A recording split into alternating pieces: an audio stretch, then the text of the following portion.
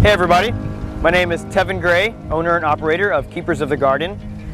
Keepers of the Garden is an urban food forest as well as a community hub for outdoor education.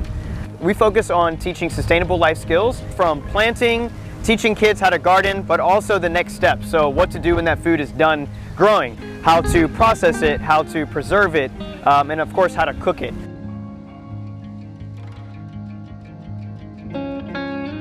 You know, we're here in an underprivileged part of town, so educating this community on how to grow food and these, in general, sustainable life skills is one of our top priorities.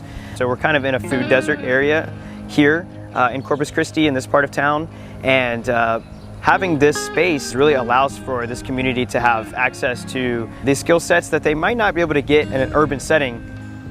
The food forest is fantastic. This green space that is available brings so much life and awareness into the community, and over the years really being able to see how much food it's produced is awesome.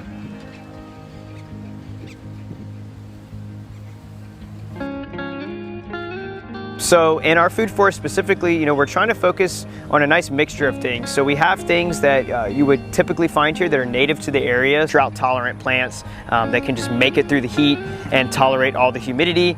We really try to kind of look back in history and what's been grown here traditionally, and what can grow and thrive through those times.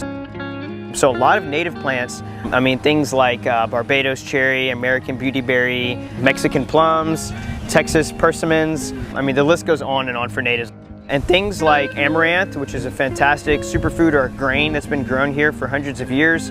We really, try to focus on these kind of unique foods that you wouldn't typically find at your local farmer's market, but things that we know are going to grow really well. For us, practicing agroforestry in an urban setting, we really focus on biodiversity. So how much life we can bring into a space, so creating a habitat. It's always amazing to me in just this small 2 acres of land, the amount of life that we see and in such an urban setting. You'll see countless creatures throughout the day, from the birds and the bees flying around to the microscopic level of how much life that we have here in the soil. The food forest has really kind of helped build resiliency within the garden. We have the high heat, high humidity, just a pretty extreme environment here when you kind of get into the summer. The food forest provides tons of shade, so when we're in the heat of our summer, we're outside, it's a little unbearable. I mean, when it's 100+ degrees outside, having that little bit of shade around us is fantastic. So every year we are growing our shady space around the garden and really have these beautiful pockets of shade that really helps with the heat a lot. But also we have some high winds here living on the coastal bend. We get some really high winds and hurricanes, so it helps us really create a nice windbreak out there.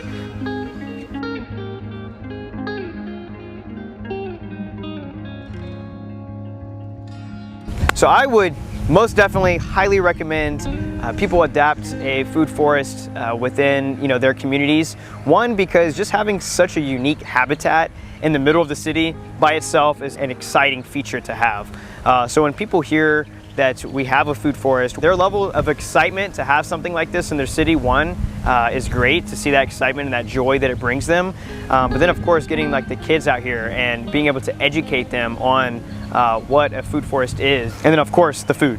Having food that's accessible to the community is fantastic for this area. So what advice do I have for someone implementing and starting their own food forest? I would say learning about what zone you live in and seeing what grows in that zone, what grows best in that zone in your region. So maybe start with looking at what native plants grow in that area. Then you can kind of branch out and figure out what fruit trees grow well there and kind of work your way down into the seasonal edible foods. I would also say don't be afraid to try new things. So developing agroforestry in your area, it's going to look different no matter where you are, but after listening to all this, you kind of get an idea of how beneficial it can be.